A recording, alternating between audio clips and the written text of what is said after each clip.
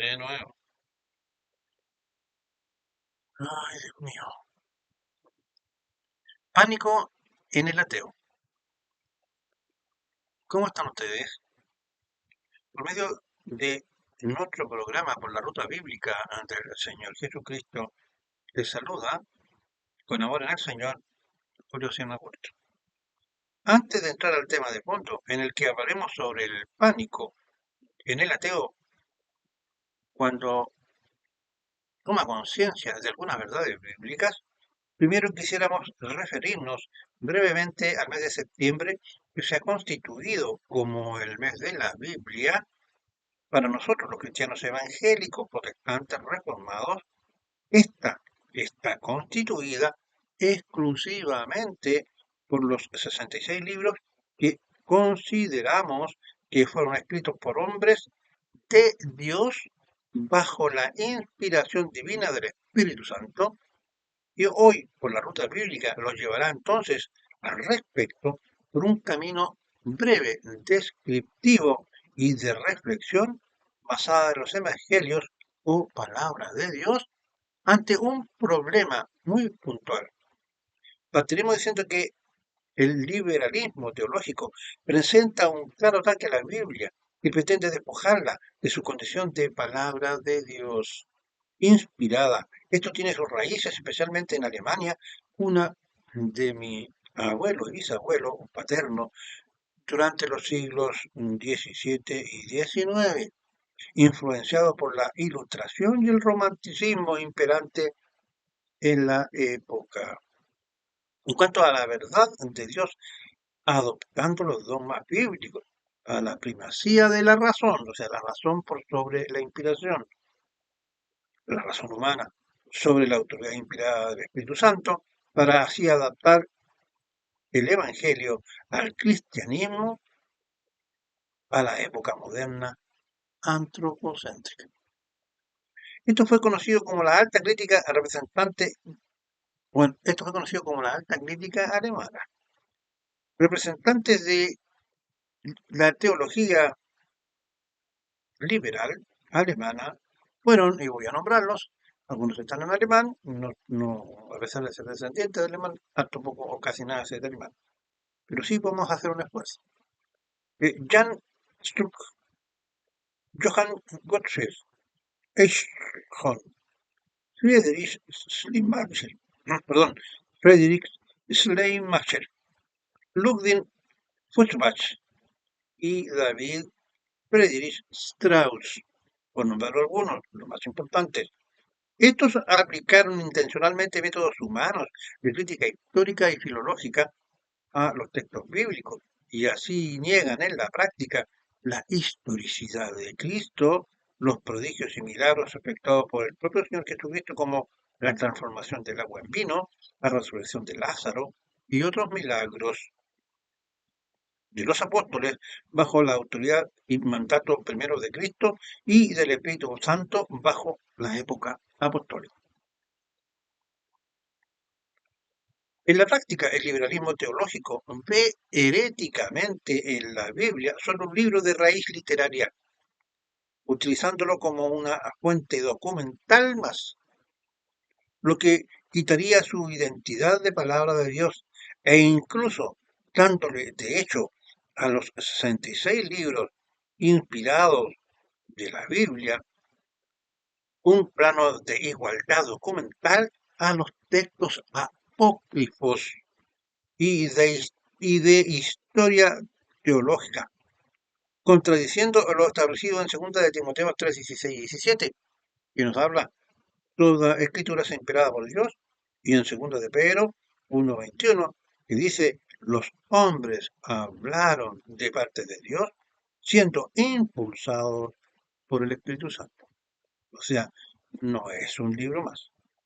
Los textos apócrifos hoy en teología son considerados textos escritos entre los años 100 antes de Cristo y el 200 después de Cristo, considerados, y escúchalo bien, falsos, espurios, no auténticos, ilegítimos o heréticos, especialmente después de la Reforma Protestante, textos como el Evangelio de Tomás, el Evangelio de María Magdalena y el protoevangelio de Santiago, que expanden la historia del Señor Jesús o presentan visiones alternativas que pervierten el Evangelio de Cristo.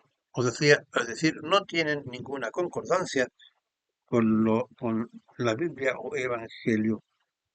Ahora, para nosotros los creyentes, la Biblia y sus 66 libros poseen plena autoridad como palabra de Dios porque se consideran inspiradas y reveladas directamente por Dios, quien es su autor supremo. Así los creyentes entendemos que esta autoridad es la base de nuestra fe y única base de nuestra fe y conducta, y la reconocemos como una guía, como ya dije, única e infalible para llegar a Cristo y a su salvación y para discernir la verdad en cuanto a toda doctrina. La autoridad de la Biblia o Escritura, ambos conceptos son utilizados hoy como sinónimos, eh, comúnmente son utilizados para referirse a los 66 libros del canon. Para nosotros los creyentes cristianos implica una obediencia total a sus enseñanzas, sin añadir ni quitar de ellas, ya que es, como ya dijimos, la revelación definitiva de Dios, es decir, es la palabra profética más segura, como lo declara el propio Evangelio. Bueno, habiendo expuesto brevemente esto, presentaremos ahora algunas enseñanzas y actividades que debemos realizar en nuestras iglesias locales, sobre a las cuales no debemos evitar, pero que en la práctica son cada vez más los pastores que lo evitan, pues consideran no oportuno contradecirle a los ateos en un mundo donde cada día o cada vez más impera el buenismo, por lo que no es conveniente contradecirlos. Pero, ¿qué es el buenismo? En el contexto cristiano que debemos entender como buenismo, ¿y qué mejor describirlo a un buenista ateo, que es aquel hombre o mujer capaz de aceptar las barrabasadas y prácticas reprochables de los incrédulos pecadores en pleno siglo XXI, en vez de defender las convicciones de los valores cristianos permanentes eh, que están eh, descritos en el Evangelio. Sin embargo, en Apocalipsis 21:8 se declara que estas personas incrédulas y pecadoras, junto a otras categorías como los sodomitas abominables, homicidas, fornicarios, hechiceros, idólatras y todos los mentirosos, tendrán su parte en el lago que arde, con fuego y azufre, es decir, en el infierno, que es la muerte segunda. Vemos ahora que vamos a ver tres temas o aspectos o doctrinas que deben ser enseñadas tal como el Evangelio las señala, sin adornarlas, aunque esto haga que muchos incrédulos entren en pánico. Uno, el castigo eterno para los incrédulos. Como primer aspecto, diremos que el Evangelio es categórico y nos manda para predicar al inconverso esta cruda verdad del castigo eterno para los incrédulos, descrita y basada en el hecho de no poner su fe en Cristo y en arrepentimiento, pues este de no hacerlo arderá en el infierno.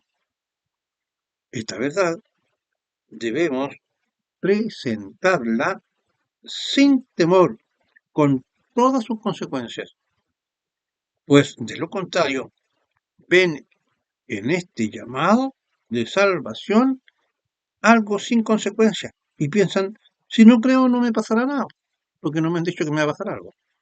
Su deplicencia, o sea, es decir, en el creyente, su deplicencia, en el inconverso, su deplicencia del ateo por recibir a Cristo radica justamente en el hecho de que no se les predica la existencia del infierno como camino final del incrédulo, y así piensan que nada más les pasará, pues solo se les invita a Cristo y yo, dicen ellos, puedo y de hecho estoy viviendo sin Él y me va bien.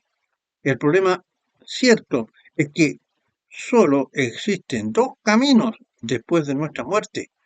O nos vamos los creyentes a una eternidad, y valga la redundancia, de eterno gozo con Cristo. O como ateo en converso, me iré al infierno, lago de fuego sufriente por toda la eternidad. ¿Es usted las consecuencias? Los hombres del Señor que enseñamos y predicamos no nos debe dar temor a que este mensaje bíblico no les agrade a nuestra audiencia, pues fue prioritario en las enseñanzas del propio Señor Jesucristo. Un estudio cuidadoso del Evangelio nos muestra que el Señor Jesucristo fue el que más predicó sobre el infierno. Veamos Mateo 5:29. Dice, por tanto, si tu ojo derecho te es ocasión de caer, sácalo y échalo de ti, pues mejor te es que se pierda uno de tus miembros y no todo tu cuerpo sea echado al infierno. Véase también entre otros Lucas 16, 23 al 24, Mateo 10, 28, Salmo 139, 7 y 8 y Mateo 16, 18. Es por ello que el llamado debe ser al arrepentimiento, tal como lo hicieron el Señor Jesucristo, Juan el Bautista, Pedro, Pablo y todos los apóstoles. El segundo caso, el peligro que encierra el morir sin Cristo. Uno de los actos que no se puede negar es la certeza de que todos moriremos, creyentes e incrédulos. Y con respecto a los incrédulos, debemos predicarles y enseñarles sobre la gravedad que reviste para ellos el hecho de morir sin Cristo, es decir, sin aceptarle en arrepentimiento y fe y recibirle hoy como su Señor y Salvador. Es un llamado urgente, pues ante la llegada incierta de la muerte y sin aviso, mañana puede ser tarde y es lo peor que puede pasar a una eternidad en el infierno. Morir sin Cristo solo existe una horrible expectación de juicio y del borde del fuego eterno en el infierno. Hebreos 10:27 advierte que para aquellos que pecan deliberadamente después de conocer la verdad, ya no existe sacrificio por el pecado, sino que una horrenda expectación de juicio que ha de devorar a los adversarios. Ahí esa es otra de las razones porque muchos entran en pánico, que han escuchado, lo han entendido, el Espíritu Santo les ha puesto en su mente y en su corazón la urgencia que significa recibir al Señor Jesucristo, se resisten. Entonces ya no queda más sacrificio para el pecado y les queda una horrenda expectación de juicio. Por eso que en este caso el creyente entra en pánico constante. En otras palabras, quienes rechazan intencionalmente a Jesucristo y el nuevo pacto no tienen salvación. En su lugar les espera un juicio divino. Por ello, una vez que les haya sido predicado el Evangelio y que ya hayan comprendido la enseñanza de Dios y hayan experimentado la gracia y el sacrificio de Jesucristo, el no recibirle, su destino será el infierno. Mateo 16:26. Porque ¿qué aprovechará al hombre si ganase todo el mundo y perdiera su alma? ¿O qué recompensa dará el hombre por su alma? Ganar el mundo sin el alma, tal como dice la frase del Señor Jesucristo en la Biblia, significa que no sirve de nada conseguir todas las riquezas, poder y placeres terrenales si esto lleva a la perdición de tu vida espiritual o eterna sin Cristo. La declaración subraya que las posesiones materiales son pasajeras, pero el alma es lo que perdura y es de mayor valor. Perder el alma implica una pérdida definitiva de un valor incomparable, lo que hace que cualquier ganancia terrenal sea fútil o insignificante en comparación con conservar la vida eterna y su alma. ¿Qué significa ganar el mundo? Representa dedicar todo nuestro ser y tiempo en adquirir todas las cosas valiosas en este mundo, riquezas, poder, fama, placeres y el éxito material. ¿Qué significa perder el alma? Se refiere entonces a la pérdida de tu esencia, tu ser interior, lo que en el contexto bíblico es la vida eterna o la relación con lo divino. Implica tomar una decisión que a lo largo del plazo resultará en una pérdida inmensa, como el rechazo de valores o espirituales por lo material. Tercer caso, que no debemos evitar el predicar. Los incrédulos son hijos del diablo, o así como también son los falsos maestros. Se puede explicar según Mateo 13, 24 al 30, que es la parábola del trigo y la cizaña, donde el Señor Jesús explica que el reino de los cielos es como un sembrador, es decir, Dios, que por su espíritu siembra una buena semilla en su campo, que es la tierra, y los hombres que allí viven, pero su enemigo el diablo, siembra cizaña, es decir, maleza, mentira, engaños, mientras todos duermen. Cuando los siervos ven la cizaña, el dueño les dice que dejen ambas, que crezcan juntas hasta la siega para no dañar el trigo en la cosecha. La cizaña se separará y se quemará y el trigo se guardará en el granero. La cizaña son los incrédulos, el trigo que se guarda en el cielo, en el granero, son los creyentes. Por lo tanto, al germinar o nacer las plantas que son los hombres, solo es posible que sean de dos tipos. Los primeros que han creído, los primeros que han creído, los hijos deseados por el sembrador, y los otros, la cizaña, los hijos no nacidos, bajo la voluntad del sembrador, que es decir, Dios, y han nacido por la obra del diablo que los sembró, porque por lo que la otra clase de hombres son identificados como los hijos del diablo, aquellos que se alejan de Dios y viven según la carne, serán separados y se quemarán en el infierno. Como usted puede ver, en base a estas tres aspectos que no deben ser dejados fuera de las prédicas, muchos incrédulos, al sentirse tocados, porque el Señor nos ha puesto a nosotros, tanto incrédulos como creyentes, en nuestra conciencia. Y ellos son redarguidos por la palabra del Señor cuando se les predica estos aspectos. Y ellos entran en pánico porque saben que su destino no será la eternidad con el Señor y con Dios, en paz, con gozo, con libertad, con amor, sino que será un eterno tormento en el lago de fuego o el infierno por también toda la eternidad. Pero su corazón endurecido no les permite entonces acercarse al Señor, recibirle como su Señor y Salvador. Por lo que debemos predicar constantemente estos aspectos del Evangelio. Por la ruta bíblica del Señor Jesucristo, y nuevamente le dice su anfitrión, Julio Ciem Agurto, que si le ha gustado este sermón y cree que es de utilidad, compártalo, ayúdenos por favor a difundir la palabra del Señor y la ruta bíblica del Señor Jesucristo. Si no se ha suscrito, suscríbase. Tenemos más de 158 capítulos similares a este, a los cuales usted puede tener acceso a través de la suscripción.